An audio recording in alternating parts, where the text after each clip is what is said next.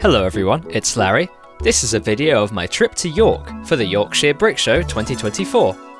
In order to get there, for the first time in my life, I boarded an LNUR Azuma train, the modern replacement for the InterCity 125s. Now's your cue to type a comment saying, "Build a Lego Mini Azuma and InterCity 125 now." Go on, do it, right now. And while you're at it, smash the subscribe button. Eventually, I arrived in York.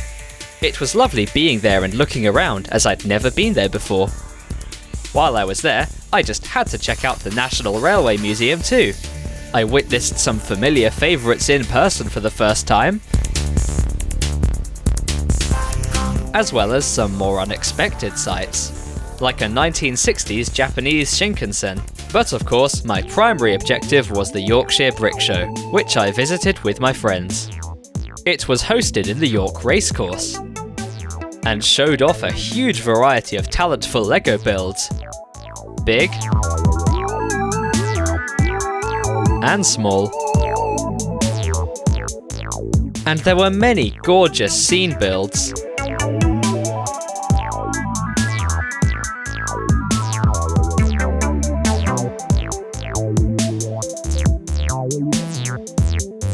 There were also amazing art pieces.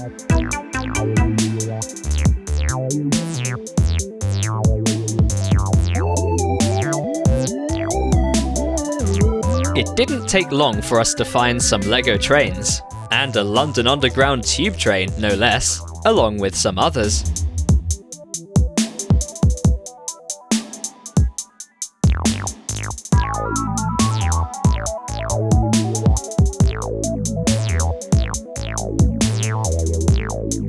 I then got to see JohnnyOneLego's amazingly small-scale diorama of Manchester. I love these small-scale cars and trains so much. Love it. I've actually not seen one like this before, right? Neither have I. You know, it's sort of on a scale, I've sort of gone my own scale for it. So you get the mini size, the micro scale, I've sort of gone a bit in between. Yeah. As you could hear, I really love this. The scale is great and really inspiring too. We then walked over to some more trains, but first noticed some TUGS.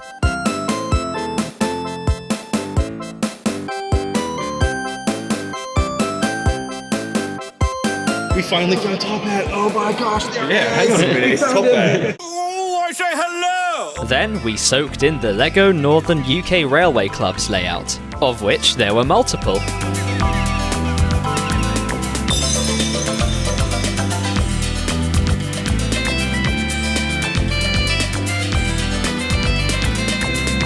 You've got to have the station giraffe. Oh my goodness. Just destroyed a bit of the tree. I definitely apologise for it. I absolutely love the station sign with the flowers.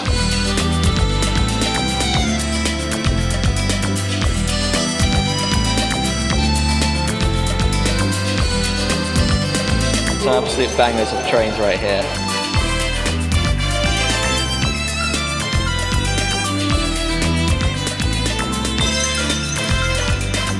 Well, I feel like I've got to take one of these now. There we go. I'm a true LNUR train enjoyer now, even though I'm from the south. I then moved on to the larger layout of the LNUR.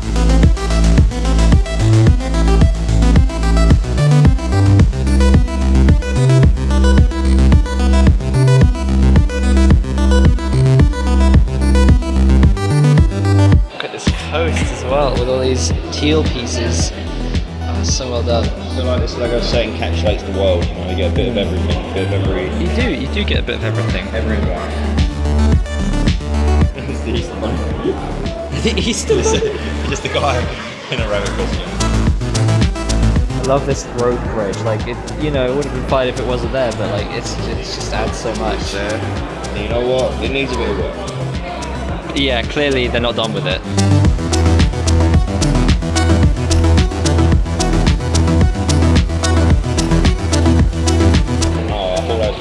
But it's just the Royal Mail vein, but it's Reliant. Oh, that is amazing.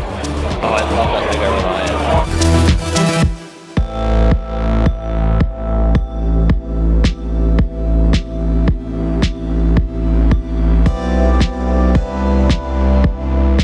purple trees down there. Purple trees! Can you believe it? I don't know, I think that's a bit too unrealistic. My immersion's ruined. This corner, it feels like an underrated corner. These techniques to make this road so straight but on a diagonal, it's really... Well, it's the fact that it didn't have to be here in the first place, yeah. It's true. A bit of added detail. I also loved the use of wheel arch pieces above the windows. How clever! I also enjoy how there's a post box over here. Oh my goodness, I didn't see that! So we know where the little Reliant's going. Yeah, that's true, there's continuity. That Reliant is coming here. It's telling the story.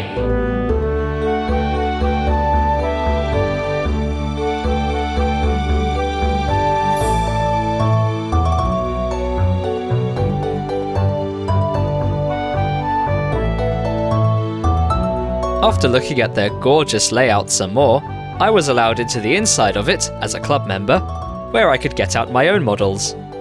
I put out some of my small-scale Thomas characters on display for a bit.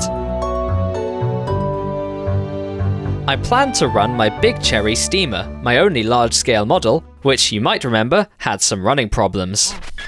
These persisted at the Spa Valley show last year, and it took a few attempts to get it running. This time, however, I learnt from that experience and came prepared. Before you ask, no, I did not rebuild the wheels to be bogies. That would require me completely redesigning the whole bottom half, and for now at least, I quite like the look it already has. It runs fine when some wheels are removed, and it's honestly easy to not notice that they're not there. No, the biggest problem was this stupid coupling mechanism I designed. I didn't film it, but it just kept coming off, and it was super annoying to fit back on again. So I rebuilt it with normal Lego magnetic couplings, which I avoided because there'd be a massive gap between the tender and the engine. But I figured out how to make it without a massive gap, and I just kinda questioned why I didn't do this to begin with. Now much more prepared, my Cherry Steamer ran on the layout.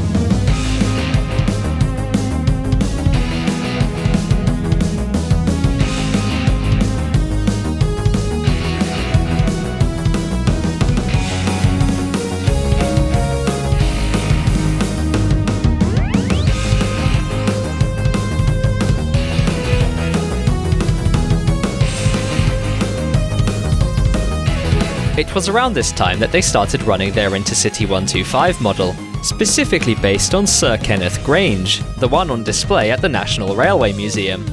The model was very high quality, complete with interior and exterior lighting.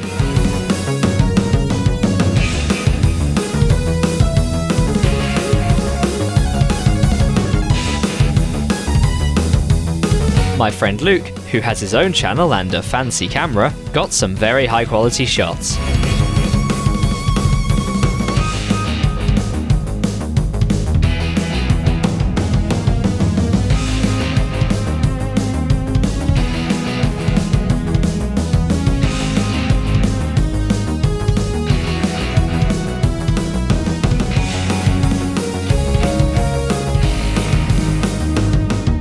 Interested in flights, I'm not interested in the IRN BRU Engines. Now, why are there 4 nearly identical Class 08 IRN BRU engines? Well, I spoke to the creator of them, who said he built them for a tug-of-war contest, where he ran all of them at once. Well, that and he loves IRN BRU.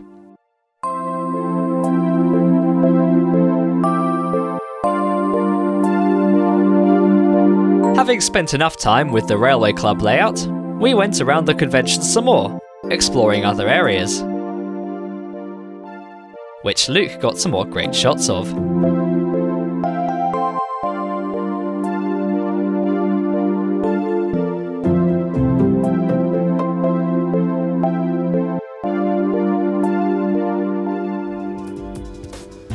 want you to get a Lego Larry model to this scale. Oh gosh, it'd be scary. The Portaloos. I love the storytelling with like the toxic waste. There were more builds of all shapes and sizes and styles.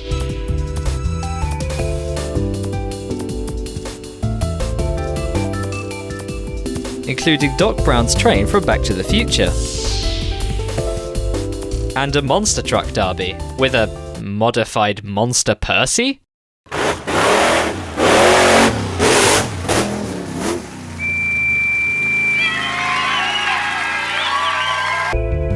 Very impressively, there was an entire layout of just 1980s Lego.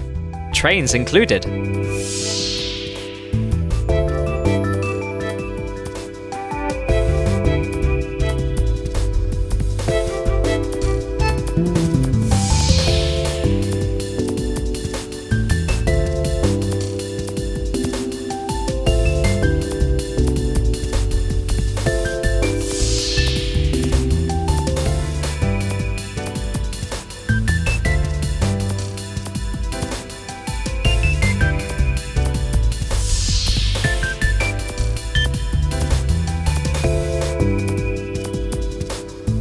Other highlights included a giant Lego pirate island,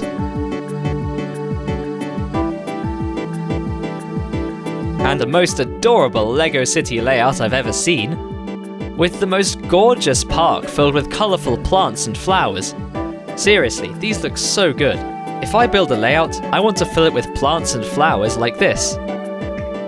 There was a solar field, lined with more cool plants, and an absolutely massive 9-volt city and train layout.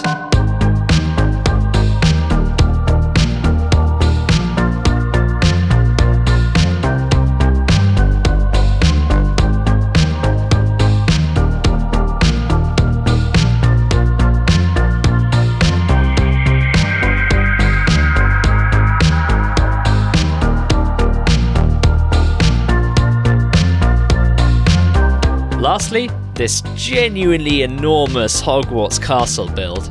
To say it's impressive is an understatement.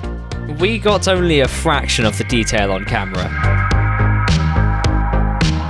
This one is absolutely enormous. They've got a King's Cross kind of diorama built within. Oh wow! So they do, King's Cross. The Coke and Pepsi vending machines. You've got King's Cross and then Hogsmeade over there, so it's like... Yeah, so both sides. Yeah. It's a really short trip to Hogwarts. You can just walk through it, you don't need a train or anything. Like.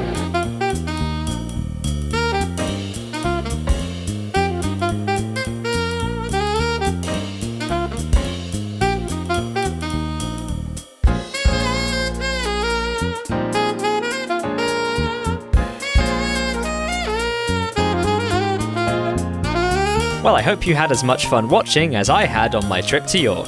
Please like and comment if you did, and subscribe for more. Thanks for watching. Ta-ta for now.